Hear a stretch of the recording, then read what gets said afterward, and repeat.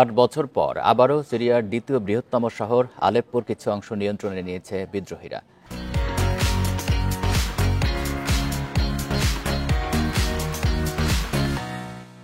এমনটাই জানিয়েছে যুক্তরাজ্য ভিত্তিক পর্যবেক্ষক সংস্থা Syrian observatory for human rights. শুক্রবার সন্ধ্যায় বিদ্রোহীরা শহরের অনেকখানি অংশের নিয়ন্ত্রণ নিয়েছে বলে দাবি সংস্থাটির। সিরিয়ায় কয়েক বছরের মধ্যে সবচেয়ে প্রাণঘাতী এই সংঘর্ষে 255 জন নিহত হয়েছে বলে দাবি তাদের। এদিকে সিরিয়া সরকার জানিয়েছে আলেপ্পো এবং ইদলিব প্রদেশে কয়েকটি শহরে অবস্থান পুনর্দখল করেছে তারা। সংঘাতের জেরে বন্ধ করা হয়েছে আলেপ্পো বিমানবন্দর, বাতিল করা হয়েছে সব ধরনের ফ্লাইট। শুক্রবার সিরিয়া ও রাশিয়ার বিমান বাহিনী আলেপ্পো অঞ্চলে 23টি বিমান হামলা চালিয়েছে।